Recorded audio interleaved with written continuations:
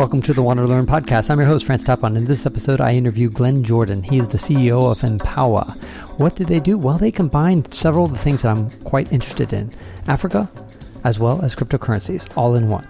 They're working on the Cardano blockchain, and they're trying to solve a real estate problem. For a lot of people, cryptocurrencies are kind of an esoteric thing that, like what good do they do? What use do they have? This is a perfect case of a practical use for cryptocurrencies and how blockchain technology can actually make things better. And specifically, it is helping to ease the housing crisis in Africa. Africa has got about 1.3 billion people, and it's going to be going up to over 4 billion people at the end of the century. So you're going to see a quadrupling of the housing needs in Africa, and they are not building fast enough. Let's get into the details. Some of it is a bit technical. Some of it you might lose yourself in, but I hope it gives you a little taste of some of the things you can do with cryptocurrencies. So you're coming in from the Netherlands, but you have an interesting project regarding Africa with regard to using blockchain technology as well as developing real estate and building real estate in Africa. Some people might be scratching their heads and saying, how is this possible? What is this? Try to explain this in a nutshell first. Everybody assumes when you look at Africa and you look at the vast cities and the slums in the cities, the assumption is that there's no money. So everybody assumes that it is a financial issue. And it's not. It's a structural issue. It's actually that the money doesn't get to the right places because for most Africans, they pay a poverty tax, actually. Average African city is 30% more expensive to live at a lifestyle that is equivalent anywhere else in the world. And that is just due to structural issues. So what we're trying to do at Empowa is to utilize blockchain technology to develop a platform that links funding to where it is required. So to decentralize funding, both at the sourcing and at the application level. Okay, hold on one second. You're saying that it's a structural issue, it's not a money issue, but then you go on and say about that it's a funding, like you're empowering funding. So Help connect the two dots there. I'm confused. Okay, because it's not that there isn't funding available, it's that the funding can't get to the right people. So that's the structural component. Exactly. The financial system just doesn't currently work for poor people. It's as simple as that. It's about financial inclusion. The banking systems, the structures of financial products, that doesn't work for the systems and processes that aren't in place. So to give you an example, a mortgage is a product that we all know and understand in the first world. It's simple to understand. But what happens if you don't have land tenure, if you don't have a title deed system, a secure title deed system? What happens if you don't know who the person is? What happens if, for most people, 70% of their income is informal? So how do you account for an income? So a mortgage as a product just generally doesn't work for the vast majority of the emerging market. And you're right about that. Having traveled to all 54 African countries, you'll see that most people, if they have to buy something, they basically buy cash in many cases. Yeah. They have to save up, and then buy the entire property in one big go because financing it and getting mortgages is difficult. But you're opening up a huge can of worms or at least you're trying to bite off a big chunk because of the fact that I assume, trying to use blockchain technology to identify people. So there's the identity part of the blockchain, as well as the financial side of things. There's a lot of things that blockchain can solve. Are you trying to be the one chain that solves them all? No. What we're trying to do, we are trying to use it, but it's actually a practical application of the blockchain. So often what we find, as you say, is crypto and blockchain tends to be applications. And if you look at the financial products that are being developed in the crypto space, a lot of it is around creating crypto products for crypto users. What we're trying to do is utilize this new approach and new thinking and new mechanisms to actually solve real world problems. So we've called it a real fi project, actually, because we're bridging the two worlds between the real world and the challenges that we currently have with the financial systems and structural problems that don't work. And then the crypto space, where we have these tools, techniques, as you say, for identification, for tracking processes, for following financial flows. Those are what become useful in this application. Okay. So let's try to paint an example, Glenn, of just an example. Let's say I'm a person who has a modest income and I'm in Senegal. Let's say, fast forward 5 years in the future, maybe even 10 years into the future, and you're seeing Empowa doing everything it ought to be doing. What does a practical example look like? We already are applying it. So our pilot project, we're working, in fact, in Mozambique with a developer partner. So we found a trusted partner in Mozambique who is already developing affordable housing. Their greatest challenge is financing for the individuals for the reasons I've just highlighted. So working through that trusted partner, we're able to supply funding in such a way that the funding gets to them, okay, it gets to the provider, it gets to the developer, and then the repayment, it's done on a lease to buy kind basis as opposed to a mortgage. So instead of trying to prove everything up front, we prove everything through the process. So the trusted developer onboards the individual, and then they do a lease to buy. So instead of a mortgage, effectively, they're leasing it, and at the end of that process, the house is theirs. Okay, so this trusted developer. Go ahead. Sorry, carry on. No, I was just going to ask, lease to buy, I don't know exactly how that works. Like, for example, I don't know if it exists in the Netherlands. Maybe it exists in the United States, but it just seems like my guess is that it would be inherently more expensive over the long term than mortgage, because if lease to buy were cheaper for the consumer, then everybody in the United States would do that instead of mortgages. Well, yes and no, because the issue is the reason you don't need to do it is because you can do the transfer and you have the legal system that supports the process. So here what we're saying is until such stage as you've got the right to own that property, effectively it needs to remain in the person who has it, the other way around. So it has to be reversed. So you've got to reduce the risk. So it's the changing of the risk because there isn't an infrastructure to enforce that. So really what it's about is it's not about cost in that example. It's more around structure, because in the US or in Europe, we've got entire legal systems and processes and systems that work. So everything works together. So you've got a title deed system, a legal and enforcement system, and a process that enables that to happen. In the developing world, all of that has become informal. Where there is a lack of a formal system, an informal system emerges. So It's how do you work with those informal systems and create that and then start to record that as opposed to the other way around, trying to say, well, without the formal system, we can't operate. Right. And so I wanted Glenn to illustrate this because I think a lot of people who are listening or watching to this are still scratching their heads because by its very nature, blockchain technology is pretty esoteric. For a lot of people don't really understand it at this point, let alone trying to understand the real estate market in Africa. It's another bag of beans that is hard to wrap your head around if you've never been here. I'll just want to share one anecdote. I remember when I was running around Ghana, and so often I saw the opposite of what I saw in the United States, or for that matter, in Europe. In Europe and America, you run around and you see all these for sale signs for property, right? Yeah. In Ghana, it was the exact opposite. It's the not for sale sign. Yeah, exactly. I mean, literally spray painted on the property saying, this is not for sale. And I was like, why? And finally somebody explained it to me, is that so often people will come up, because it's so informal, that somebody will come up and say that they are the owner of this kind of semi-built, seemingly abandoned property and say, hey, my name is Francis. I own this property. And do you want to buy it? I'll sell it to you for, $100,000. And then and I convinced the sucker to give me $100,000. The sucker goes ahead and gives me the money and then starts to move in. And then maybe a month later, when the owner comes back, he finds this person saying, hey, but I already bought this from you. I'm like, what are you talking about? I'm the owner. And then that whole shenanigan happens. So you're absolutely right. This is a huge problem. And it's not just Ghana, of course, in many places in Africa. So that's a practical issue. But I want to stay on the practical side of things. I'm just trying to help flesh out your vision for people. So let's stick with that Mozambique example. You found a trusted, third party, who's helping to build affordable housing. Give me an example. I'm a Mozambican. I'm a middle-class Mozambican. How can I then buy a house more affordably than I could in the past? You're saying lease to buy.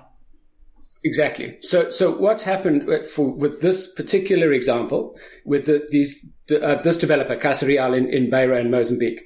So they've taken the initial price of a house down from $50,000 to $10,000.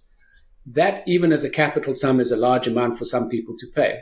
The challenge then is, in terms of the mortgage rates, it's roughly about 29% to apply for a mortgage rate. Now, as an interest rate, for anybody, a 30% on whatever amount that is, we talk about micro lending, but it's the same. Just because the amount is smaller doesn't make the interest rate less onerous. So the challenge is that interest rate is not possible. So it's really a challenge for somebody to get into that. And they have to prove that they have an income. They have to have an historical income for them to qualify for that mortgage. So what Casa Real is doing is they have an application form, a mechanism of trying to assess as best they can the informal income to determine if somebody qualifies. And if they qualify based on that, then they are allowed to lease that property. So effectively, they move in and they start to lease it. So they're living in it and effectively they're renting. So it's a rental, but it's a lease to buy, lease to own. Okay. So the process through that is, so that's the process. So we're able to supply in a lower interest rate, a lower return, because that's the objective here, because that's what we're trying to do is take capital from where there's low returns to where there is actually higher returns. The challenge for us, and you're going to come to this, is that as soon as you talk about African property, everybody immediately says exactly what you just say now. It's high risk. It's country risk, currency risk. You've got all of those challenges. So immediately before the project starts, that's why you have mortgage rates of 29%, because that's the traditional model. So how does Empowa bring those rates down? And you're running on the Cardano blockchain, which uses the ADA token or currency. Is there a reason that you hope that you might take away some of the currency risk by moving there, or am I missing something? Yeah, no. So the objective absolutely is to do that, because the currency risk is we're so used to the concept of currency coming from a nation state. And when you live in a nation state which is really badly managed, you suffer the consequences of that bad management through no fault of your own, through an accident of birth. You suffer the consequences of that mismanagement. So what we're trying to do is, and that's the joy of blockchain and communities and value creation as opposed to pure currency, is if we can build an ecosystem of properties that are spread across different countries, different projects, different mechanisms, the risk becomes less country risk and more related to the concept, the property risk. In other words, the portfolio risk. So as that builds, it becomes less and less related specifically to the currency. So the overall objective of that's why we have an EMP token, because it's around value transfer and about creating value within this context, within this environment, within this application. Okay, so let's take again a specific example of Mozambique. I'm blanking out right now on the currency of Mozambique. What's the name of it? The Metacash. The which one? The Metacash. The Metacash. Well, I don't even remember that. That's been a while since I've been there.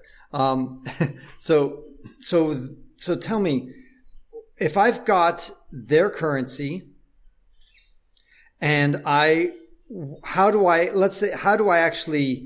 does it get converted into ADA? Does it get converted to a stable coin? How do I pay my rent? Yeah. So your rent, obviously, from the point of view, we know and understand that we're not expecting your average consumer to be paying their rent in cryptocurrency. That's not practical and not going to work. We know that. So the rent and everything else will still be paid in traditional currency. What we're looking to do is absolutely to look at stability, how we can stabilize those currencies and stable coins. And that's part of what we do. And so if you look at our white paper, there's quite a detailed explanation of how we're looking to achieve that. It's quite complicated and long-winded, but there's a process by which we're seeking to effectively secure that investment at a stable rate, so that the rental just being paid in Metacash will be translated back into EMPs at the rate at which it was invested. So effectively, we're creating the EMP token for value. So when somebody buys an NFT and contributes to this project, or utilizing their finance to do that, utilizing what they have to do that, we invest that into the housing for them based on an EMP token. So the transfer of value is happening through the property portfolio token, or the EMP token. Okay. And since you mentioned NFT, which is non-fungible tokens, these are unique digital assets that can be bought and sold on the blockchain. And how somebody might be wondering, well, how does that relate to real estate, aside from the fact that a house is every house is unique in its own way, right? Even cookie cutter houses. Yeah. As I said to you, as soon as you say to somebody, okay, we're going to be investing in property in Africa, people go, oh, if you turn it into a straight financial investment, it becomes this process of, as I say, country risk, currency risk, project risk, delivery risk, the risk. If you look at it, and that's one of the reasons why it's so challenging and why there's a lack of infrastructure. So what we're trying to say is that how can we separate the value from what you're creating on both sides of the coin? So if we look at it from the point of view of, as I say, the NFT, so where there is money, from those who have money, if we look at that, how can we create as much value on that side of the equation so it becomes attractive for people to to purchase an NFT, versus extractive from an interest rate from somebody on the ground? So in other words, because what we're not trying to do is extract as much money as we can from the person on the ground, because that just exacerbates poverty. So what we're looking to do is find mechanisms to create as much value in the NFT as we can. And that NFT, so we've called it an empowerment card. So like an NBA Top Shop, or something that has a value that is a collectible. People have passions. So whether it's environment, whether it's women empowerment, whether it's economic empowerment, there's a bunch of other values, or very importantly, artistic merit. Can we create something of artistic merit that is a collectible on its own? People are collecting NFTs now, which have no financial value. What we're seeking to do is create a collectible that has an intrinsic value as well as a financial value. One of the big problems that you had identified in Africa is the fact that only 16% of Africans have a permanent roof. And you quoted this.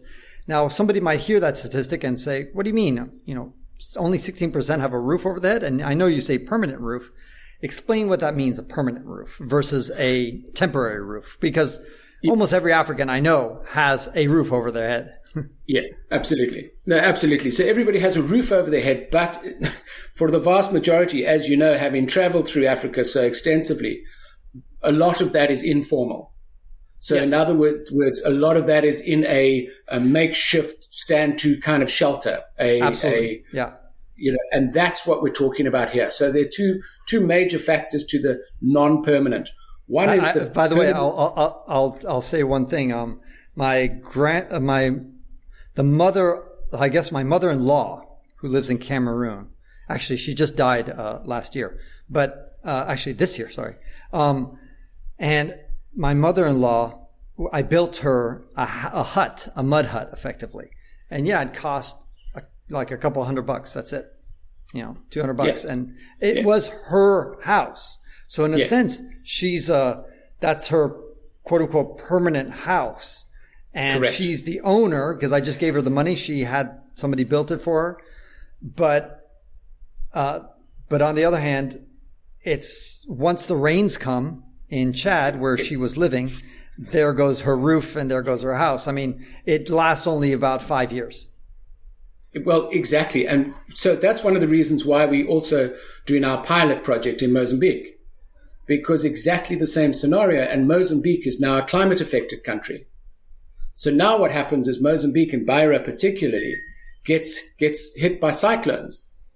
So when a cyclone comes through an area like that, if you can imagine your mother-in-law's hut, or makeshift shelter or something put together, it's gone. So when the city gets hit by a cyclone, most people lose their homes completely and everything in it. So the impact is immense. The impact is absolutely profound when a cyclone goes through. It's far more profound than even if it goes through any, a first world country. So the impact of that is massive. And that's what you're talking about, exactly a permanent home. It's not that they don't have a roof over their heads. They do. But it's impermanent from the point of view of both construction and or ownership, because a lot of people coming into the city will also establish and rent, actually, because the land is owned by somebody else. Mm-hmm. And whether that is legally owned or just informally owned, there is somebody who owns that land. And often they rent that land out for somebody to build a makeshift shelter on, build their own makeshift shelter on, but charge rental for that. And that's normally what happens. There's a Peruvian economist, and I'm completely blanking out on his name. Hernando de Soto. Thank you. That's right. Hernando de Soto. That is his big thesis, exactly. Which is title and real estate and ownership is the key thing that's not just holding Africa back, but all impoverished regions of the world. Well, that's exactly how we came to Empowa, because exactly that. I was asked by a Dutch asset manager, how do we create pensions for people who aren't formally employed?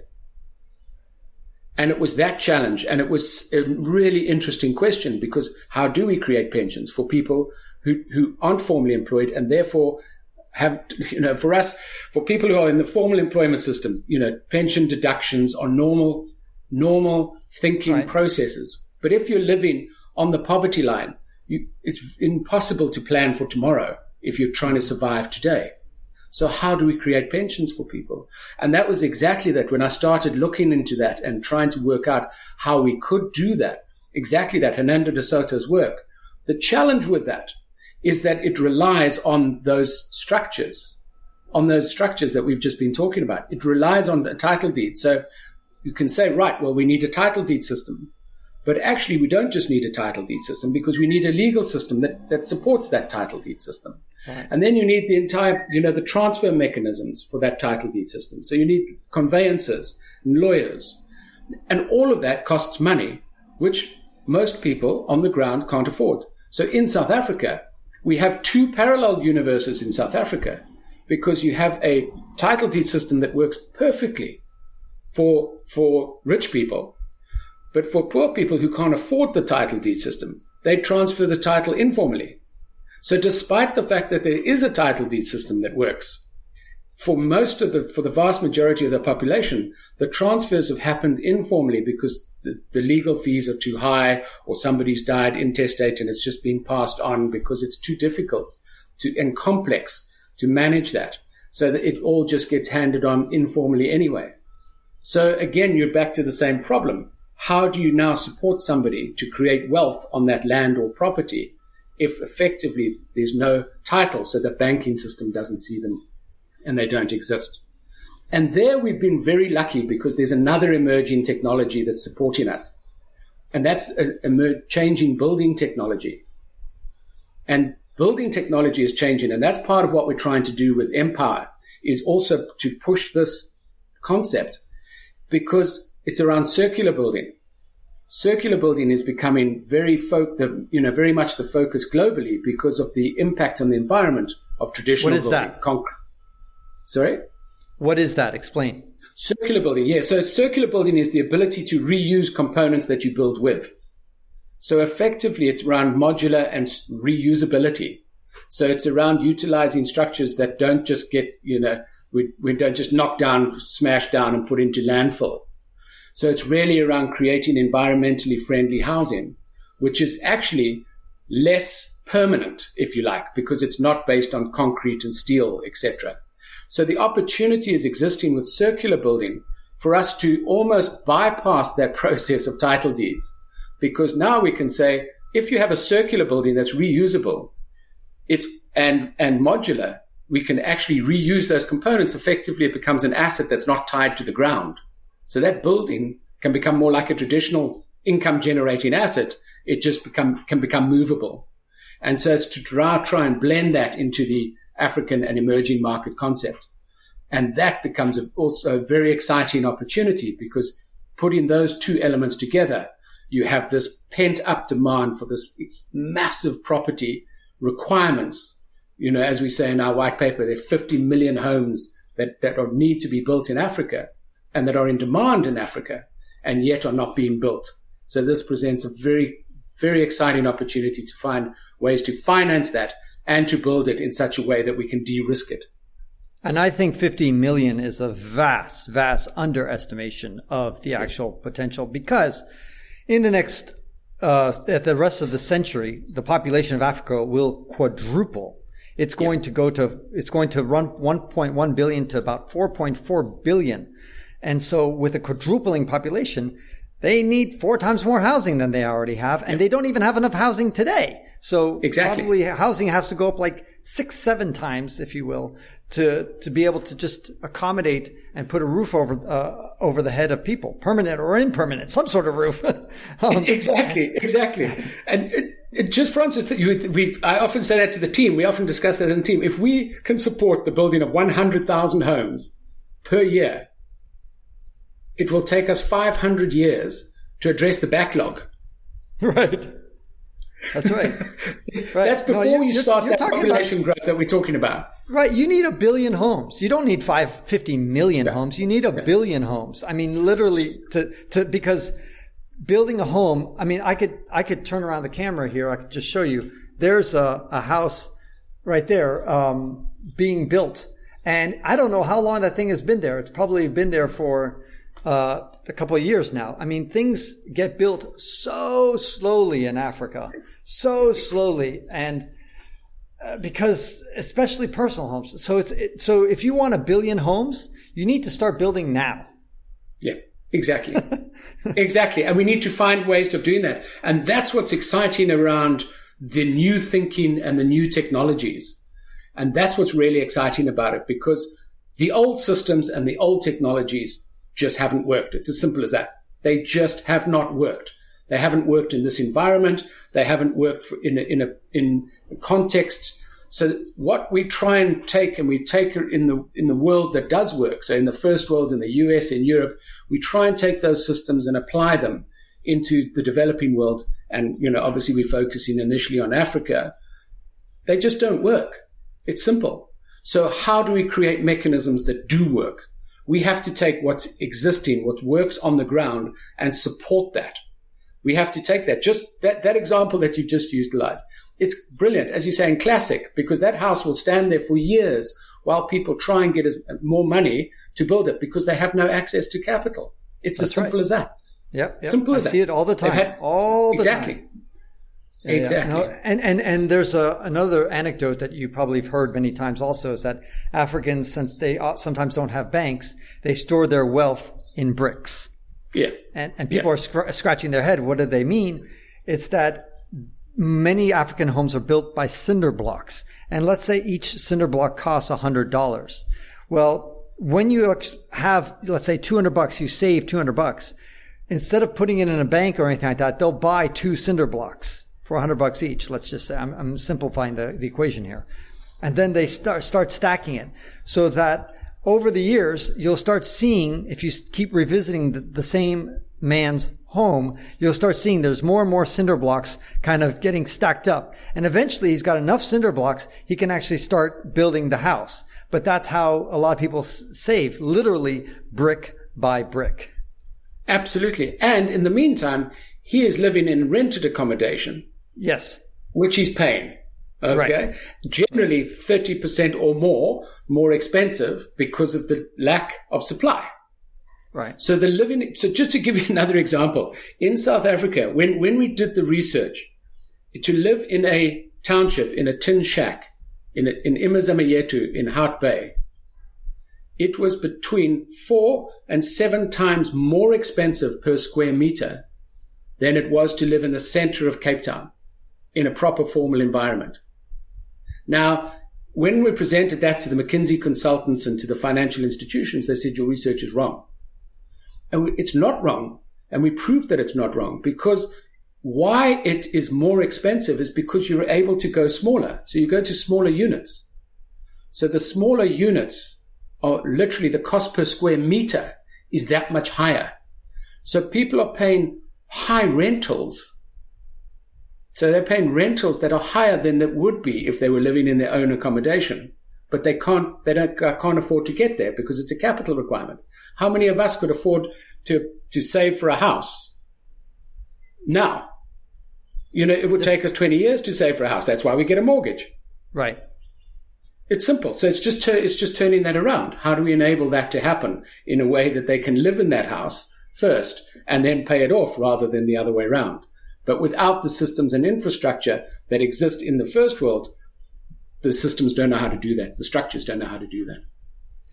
Now, a lot of people have heard of Bitcoin. Some people have heard of Ethereum, which is another blockchain, which is quite popular, allows smart contracts. You're getting involved in the third most popular one, but is far behind Ethereum as far as market share, which is called Cardano, and they have the ADA token.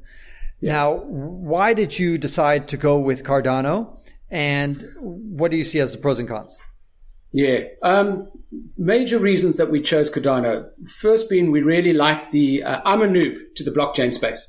I'm a complete noob. I don't, for me, this is the reason I got so excited about it is because it was a real world solution to a practical problem.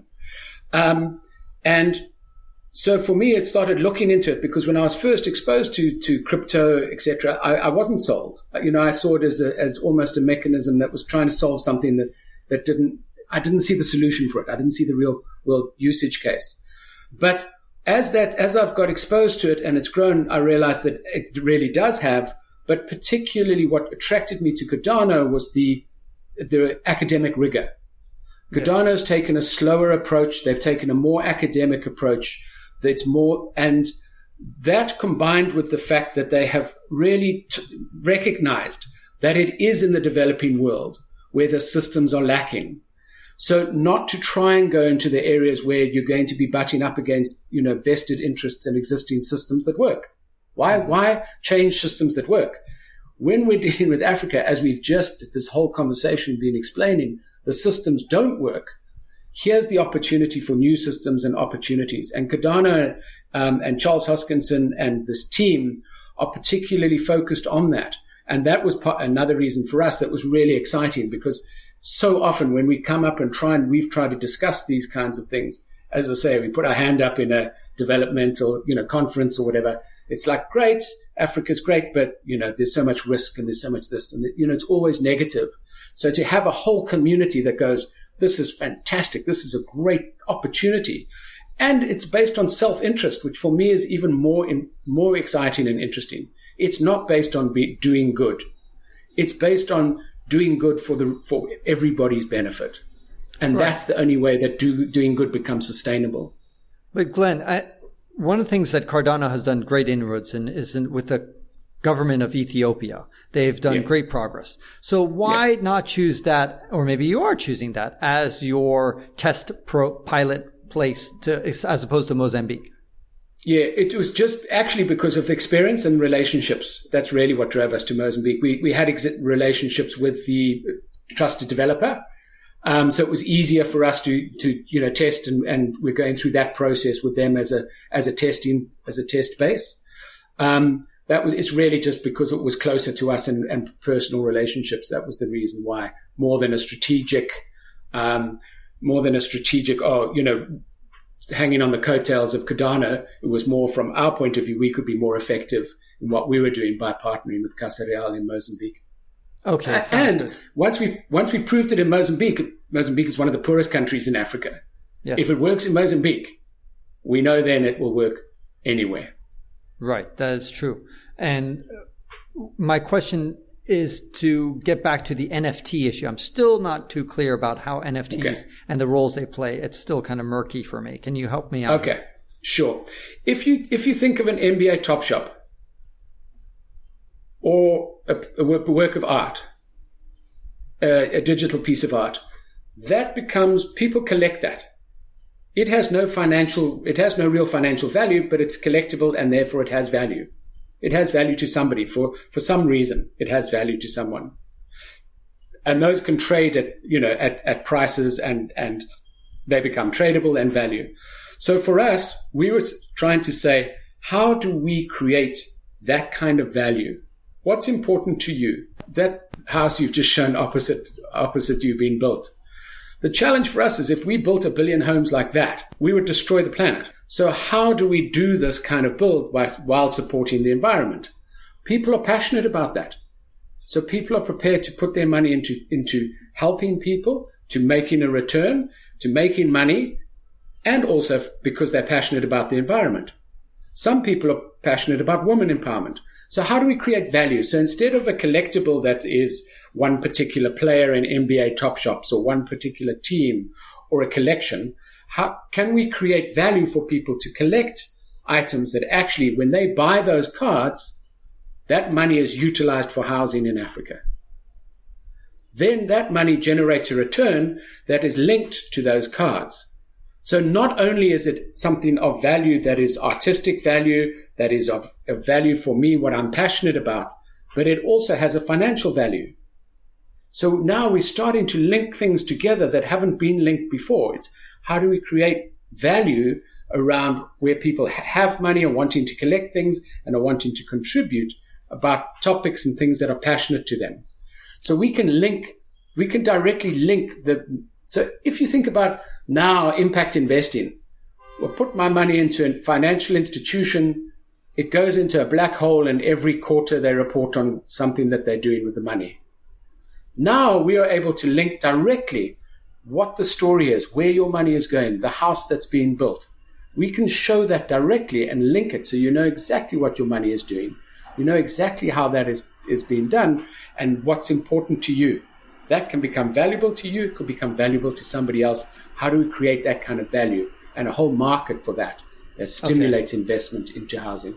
I think I understand what you're saying. Let me try to translate it back to you and see if I'm getting it. One of the things that NFTs do that's pretty unique is that, let's say I'm an artist. Let's say I'm an artist and I paint a Picasso worth, a painting. And normally when Picasso sells his painting, he sells it, he only makes money once. The time he made his painting, he sells it to the first person. After that, if the painting gets sold 20 times after that, Picasso makes no money off the succeeding sales, even though they might go into the millions of dollars. What NFTs allow artists to do is to then get a percentage of those subsequent sales and generate revenue stream from that. So it sounds like you're trying to leverage that mechanism, if I'm understanding you correctly, so that you create an NFT that then pays some sort of dividend or rent, if you will, to the Africans who are the owners who minted that NFT. Am I getting, is that it? No, it's the other way around. So what we're doing is, so you buy that NFT and you say, as you say, it's a work of art. Brilliant. You buy it and you now have this piece, this NFT. It's a work of art, but the money that you've paid for that NFT, we utilize to build a house in Mozambique. Now, we're not doing that on a charity basis. We're doing that on a basis by which that will get paid back. It's a lease to buy. Those lease payments are linked back to that NFT. So it has a financial value. So you're now getting a return on your NFT. Okay. If we make it just a purely financial thing, then you go, Mozambique, whatever. Then you're going, I want 30% because mine's in Mozambique. What we're trying to say is, but this has its own value, and it's its own value because you would collect it if it didn't have a financial value. Right. You would collect it anyway. Right. So it has a value that you would use to buy and sell in any event. Now it has an added value because it's generating an income for you. Right. So now that becomes tradable on the financial aspect and the non-financial aspects. And you can know exactly what your money is being used for directly. So you can have a direct link to that individual home community story. So it becomes a whole mechanism of building a community. Now, Glenn, I admire so much of what you're doing and what Empowa is doing. At the same time, I fear that you're biting off more than you can possibly chew.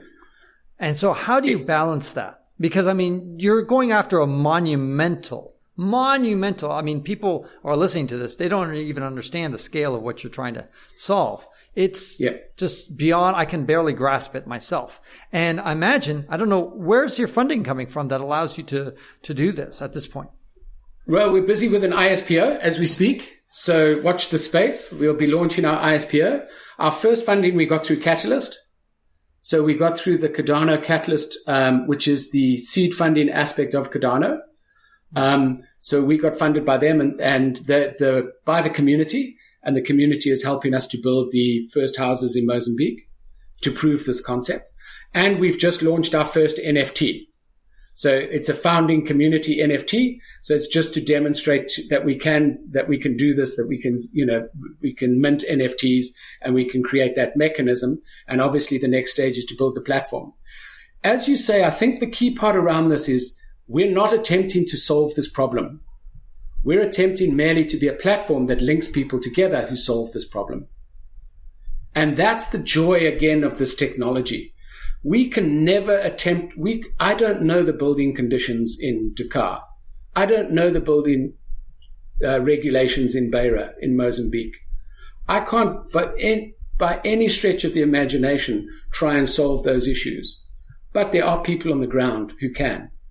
So through trusted partners, and again, that's where the blockchain, we build that kind of trust on the blockchain. People can see it, can understand it. You start to build credibility, and in a trustless environment, we start to build that through trusted partners.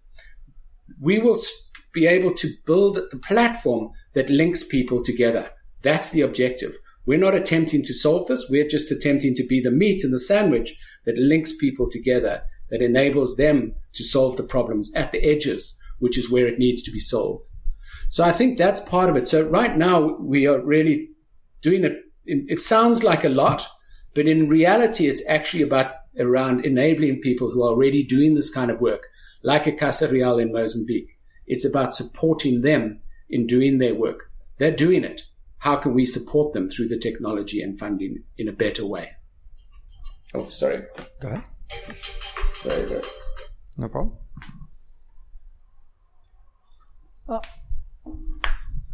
Okay, so what are the next steps? What are you thinking is going to happen in the year 2022? Okay, so we're busy with our ISPO. When's that going to launch? So that's going to launch. We're seeking by the to way, launch that. Explain what an ISPO is for those who don't know. Okay, it's an initial stake pool offering. So that's for people who have ADA, who right now they stake their ADA and they get a reward. So rather than taking the risk of buying EMP tokens, what we're doing is we're saying stake your tokens as you would into a stake pool, and the rewards will come to you in EMP tokens. So we'll do that. So it's a way of us raising funding with at least risk to the community. So it's really around, you're not risking, in traditional terms, you're not risking your capital, but you're risking your interest or your return. That's right. The kind of traditional speak. So that's what an ISPO is. We're hoping to launch that on the 4th of October, which is World Habitat Day. So within the next couple of weeks, it'll probably be the 7th because that's the epoch. So that's the timing. So that's what we're seeking to do in terms of raising finance and then the start of the development plan. So we have a whole white paper and a timeline on that, which outlines the entire way forward. But really for us, the next year is going to be around developing the platform, proving this concept in more detail, extending the pilots into, larger proof of concepts and other territories, and proving that this can and will work. What is somebody, let's say if I have 50,000 ADA and I want to stake it into your pool, what do I get out of that? Do I get an NFT out of that, or what happens? No, you get EMP tokens. So instead of ADA rewards, you'll get EMP tokens, which effectively is you then become part of the Empowa community and part of the, so you get an Empowa token, yeah. Okay, and then those Empowa tokens will go up in value based on what? What will drive their value up? The portfolio of properties. So as we build that portfolio of properties, the value of the ecosystem will become more and more valuable because more and more value will be being transferred between it. So the purchase of the properties, the funding of the properties, rather than the purchase, let me be correct. The funding of the properties will be done through the platform and the repayments will be done through the platform. So there'll be this constant flow of value through the platform, which as that portfolio grows will become valuable. And as you say, so we've starting at this level, but as we start to meet the needs and that entire process grows, this platform could become incredibly valuable. Okay, so in 2021, you're planning to do your initial staking reward system. But what about 2022? So 2022, we're going to be developing the platform and extending the pilot project to other territories and to other territories. So you're not going to stay focused on not just Mozambique. Correct, not just Mozambique. Okay. So we're in discussions with other players. Why not just stay in Mozambique until you've so in many startup communities, I mean, I'm from Silicon Valley, they always teach us to establish a beachhead and get really, really dominant in one area before you. So Amazon did that with books. They became very good bookseller and then eventually went on to CDs and music and then eventually did everything. So why not do Mozambique first and only Mozambique for a long time and eventually maybe go to another Portuguese speaking country so then things can translate it over very well and go to like Angola maybe or Cape Verde. And then eventually, instead of like tackling haphazardly across the continent. The intention really on that is twofold. One is because the system, the platform is dependent effectively on the proof, because what we're trying to do is demonstrate that other people can come on board. Because we're not doing the building, it's about onboarding. So what we're trying to do is demonstrate. So whether that's in Mozambique or another country, the difference really is it doesn't really matter to us. That's the joy of the blockchain environment. And that's really what we're trying to prove. So the territory, it's really from a conceptual perspective. The application is, as you say, what we're doing. It's around forging a relationship. So we're not trying to go beyond what we're doing. It's about a relationship with a trusted supplier. That's what's key. So by doing that, whether we were doing that, extending that in Mozambique or extending that elsewhere, in fact, in our world, it doesn't really make a difference. Great. Well, Glen, how do people learn more about Empowa? I think it's empowa.io. It is www.empowa.io. On there is all the information. Be fantastic. Please register your interest if you're interested. We also have a Telegram group. It's Empowa_IO on Telegram, whereby we announce and share information. But all of that information is on our website. So it'd be great to have people, passionate people aboard. That's what we're looking for. And that concludes this episode of the WanderLearn podcast, where we explore travel, technology, and transformation. If you'd like to see the show notes with links to what we talked about, or if you'd like to comment on the show, or if you'd like to ask me a question, then go to WanderLearn.com and click on this episode. If you'd like to connect with me, just remember ftapon. That's my first initial and my last name. ftapon is the username I use on all social media. You can also get to my website by going to ftapon.com. And here's one last reason to remember ftapon. If you like what I do and would like to get rewarded for supporting my projects, then go to patreon.com/ftapon. That's where you can pick up some remarkable rewards for as little as $2 a month. And now for 5 quick favors. Number 1, subscribe to the WanderLearn podcast. 2, download it. 3, share it. 4, review it somewhere. And 5, sign up for my newsletter at WanderLearn.com. Our theme music was composed by Eric Stratman. This is Francis Tapon, encouraging you to wander and learn.